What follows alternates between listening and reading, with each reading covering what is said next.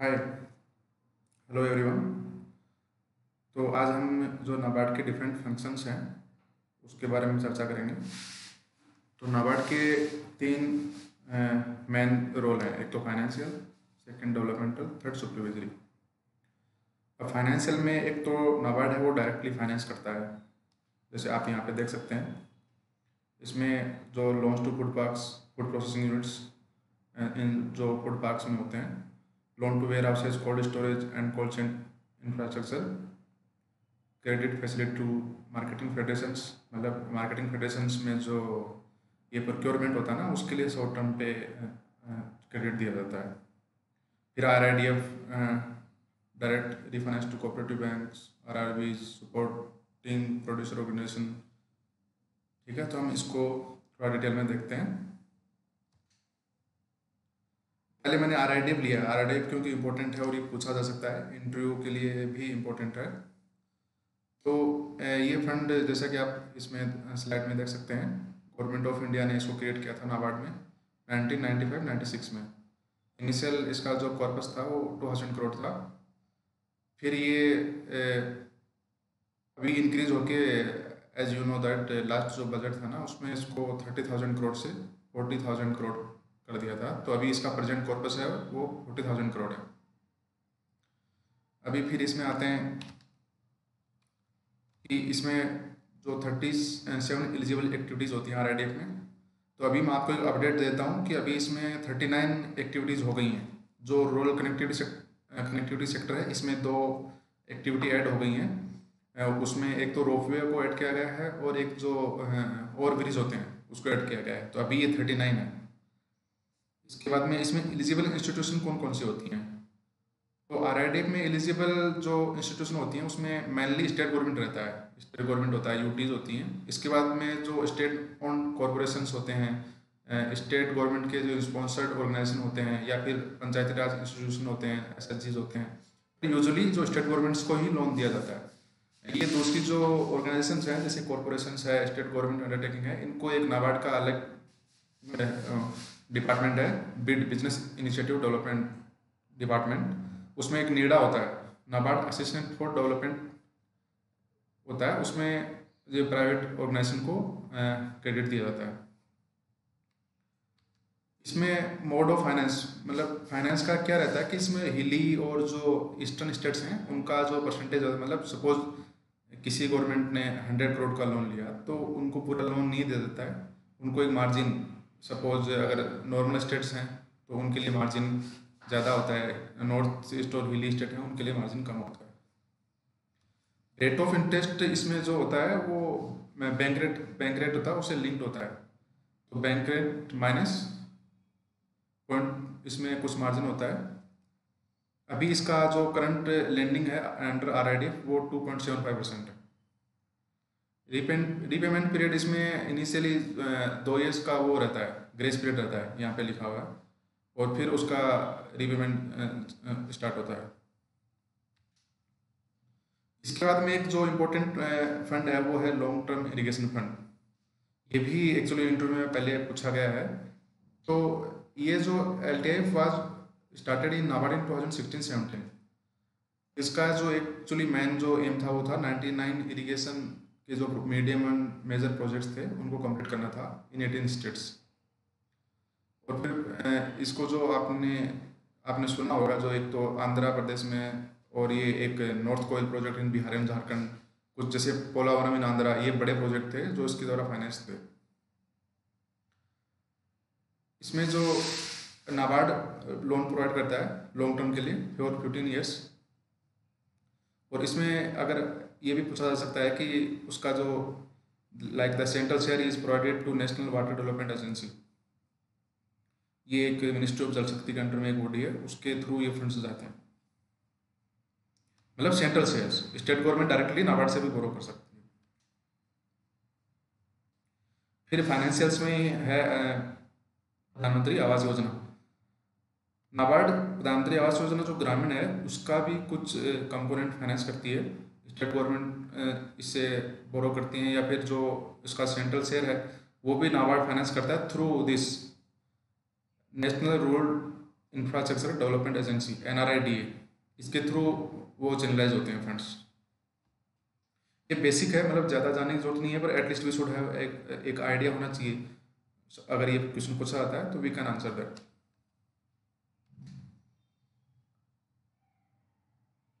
उसके बाद में स्वच्छ भारत मिशन ग्रामीण, इसका जो ग्रामीण कंपोनेंट है उसको भी नाबार्ड ने फाइनेंस किया है। ये चीज़ें इसलिए इंपॉर्टेंट है, सपोज अपने से पूछा जाए कि नाबार्ड जो गवर्नमेंट स्कीम्स है उनमें कैसे कंट्रीब्यूट करता है, कुछ स्कीम्स के नाम बताइए, तो हम लोग इनका नाम बता सकते हैं। अभी फाइनेंशियल्स में है ये micro irrigation fund. Micro irrigation fund ये बजट में अनाउंस हुआ था 5000 करोड़, और अभी लास्ट ईयर के जो बजट में इसको 5000 से 10,000 कर दिया गया था। इसमें जो स्टेट गवर्नमेंट होती है वो एक्चुअली इसमें कोई कोटा नहीं रहता है, इसमें सारी on priority basis state government को एक मतलब दिया जाता है। सपोज 10,000 करोड़ का फंड है, तो जो स्टेट गवर्नमेंट पहले अप्लाई करती हैं first come first serve basis पे ये लोन दिया जाता है। इसमें जो स्टेट गवर्नमेंट का कंपोनेंट होता है they can borrow from NABARD. तो नाबार्ड इसके लिए क्या करता है, नाबार्ड मार्केट से बोरोइंग करता है और फिर 3% जो कंसेशन रेट होती है उस पर स्टेट गवर्नमेंट्स को देता है। तो अभी ये 3% और फिर उसमें 0.6% नाबार्ड का भी मार्जिन रहता है, तो 3.6% ये जो मार्जिन है ये गवर्नमेंट ऑफ इंडिया नाबार्ड को प्रोवाइड करता है। जितना जिस हिसाब से वो डिस्पर्स करते हैं स्टेट गवर्नमेंट्स को, उस हिसाब से उनको ये गवर्नमेंट ऑफ इंडिया प्रोवाइड करती है मार्जिन। अभी इसमें डायरेक्ट फाइनेंस में आओगे शॉर्ट टर्म लोन्स और लॉन्ग टर्म लोन्स, इसको रीफाइनेंस बोलते हैं। रीफाइनेंस आपने सुना होगा, नाबार्ड रीफाइनेंस करता है डिफरेंट बैंक्स, स्पेशली तो कोऑपरेटिव और आरआरबी रहते हैं। तो इसमें शॉर्ट टर्म में देखो सबसे मेन इंपॉर्टेंट चीज़ क्या होती है, SAO सीजनल एग्रीकल्चर ऑपरेशंस जो रहते हैं ना, लाइक फॉर एक जो रबी या खरीफ की जो भी ड्यूरेशन होता है 6 मंथ या 12 मंथ रहता है, जैसे यहाँ पे दिया भी हुआ है, finance is provided for production purpose at concessional rate at interest of state cooperative banks and RRBs by of sanction of credit limit. Each withdrawal against the sanction credit is limit is repayable within 12 months, मतलब ये 12 months का होता है। Actually जो short term होता है ना उसका जो ड्यूरेशन होता है वो 12 मंथ से 15 मंथ तक होता है।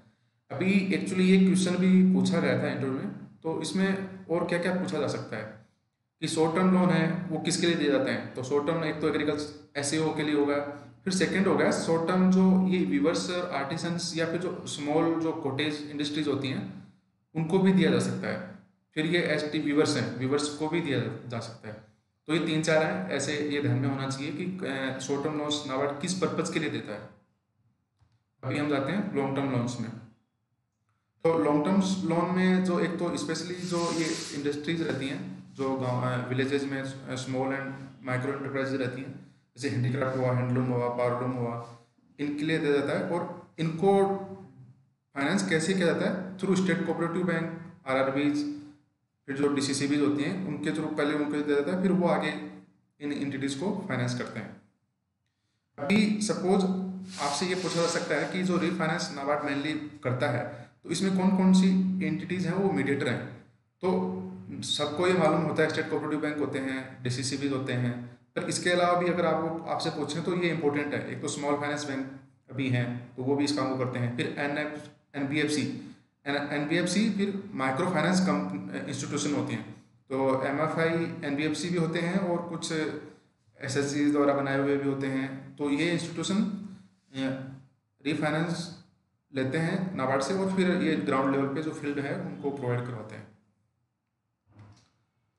अभी हमने नाबार्ड का इतनी देर हम फाइनेंशियल जो रोल था नाबार्ड का वो देख रहे थे, अभी हम आते हैं developmental.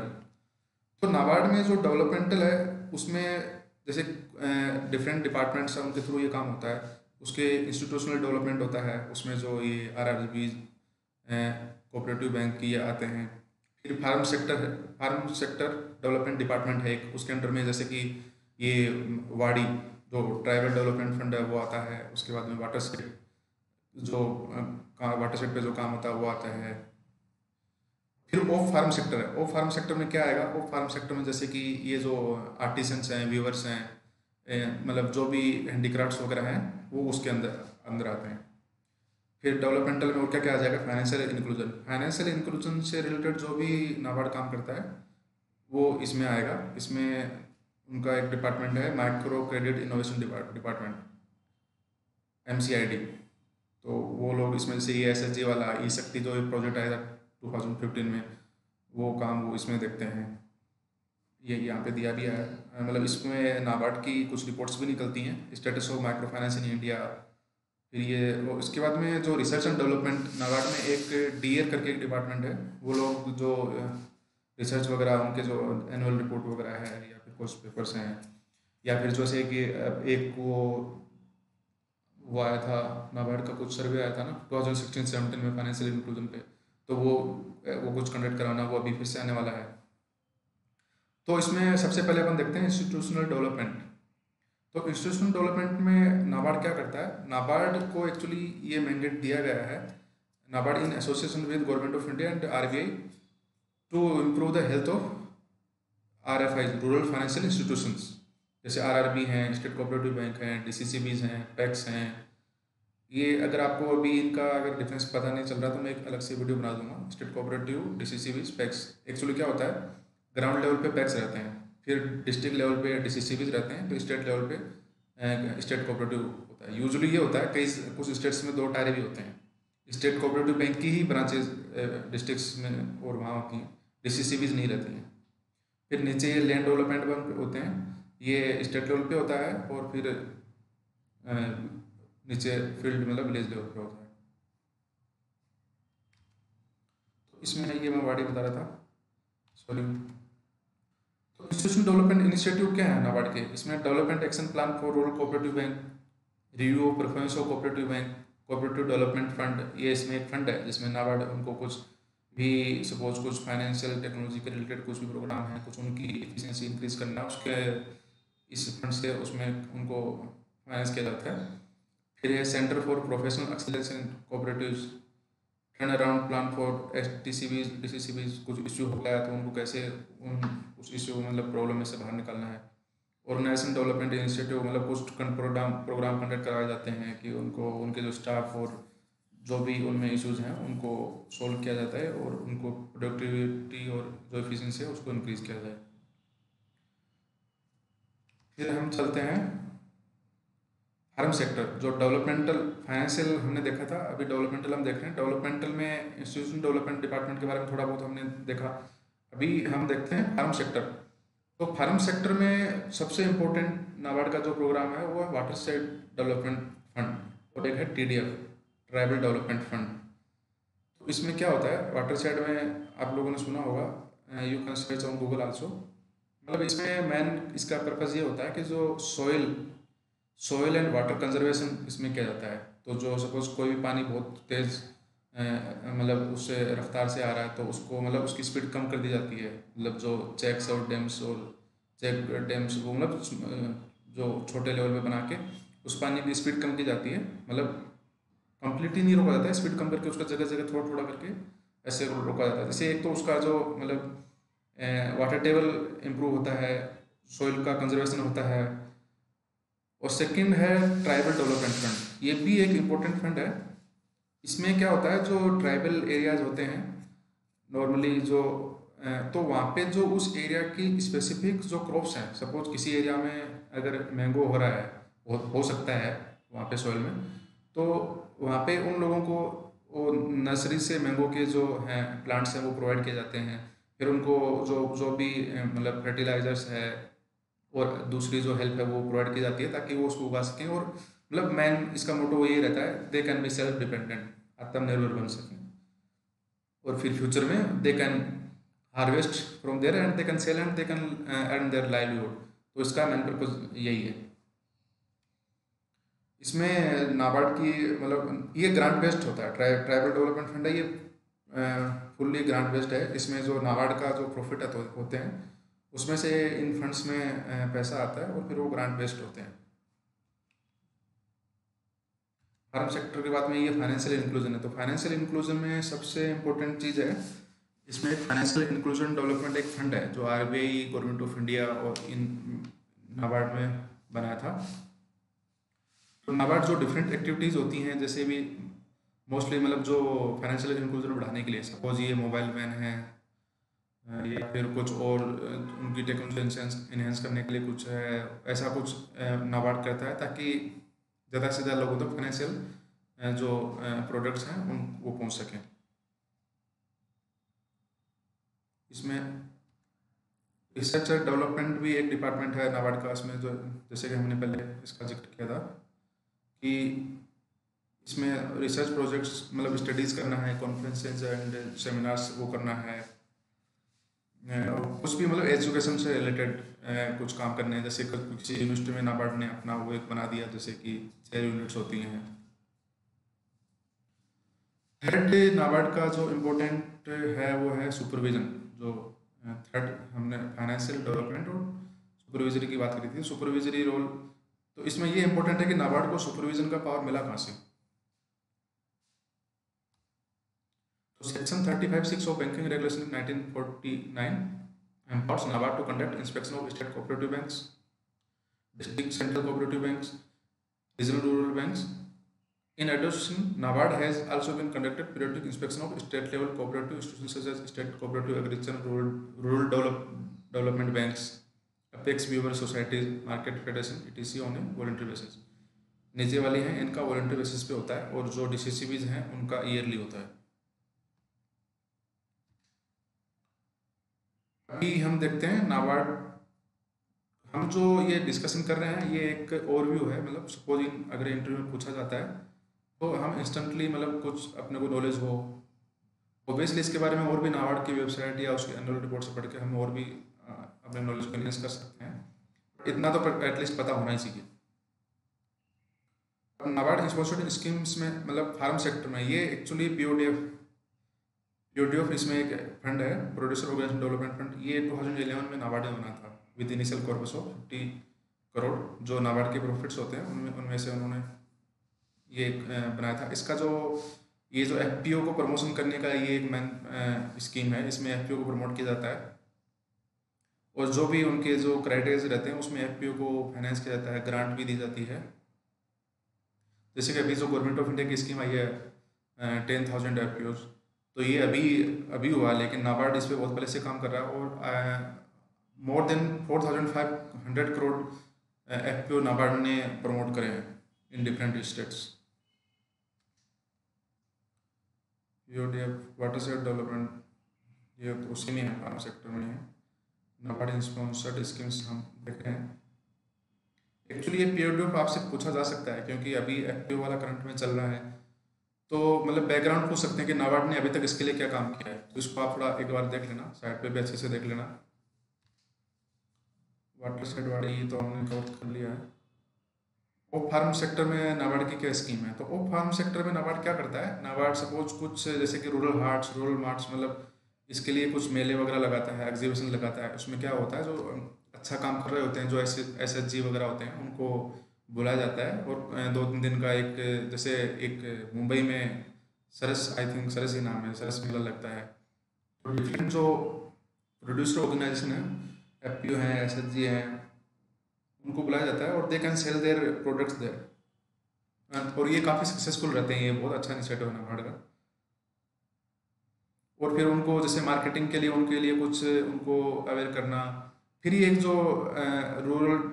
Rural self employment training institution होते हैं, इनको भी प्रमोट करता है नाबार्ड इसके अंतर्गत। तो इसमें इनको ट्रेनिंग दिलवाना ताकि वो अपना लाइवलीहुड जनरेशन के जो भी इंटरप्राइजेज हैं उसमें काम कर सकें या फिर स्टार्ट कर सकें। फिर ये micro finance sector, micro finance में मेनली ये है SHG, जो एक डिपार्टमेंट की हमने चर्चा करी थी, MCID, micro credit innovation department. तो ये डिपार्टमेंट SHG वगैरह देखता है। आपको you may be aware that NABARD ने 1992 में जो एक पायलट बेस पे SHG का स्टार्टिंग किया था और वो एक बहुत सक्सेसफुल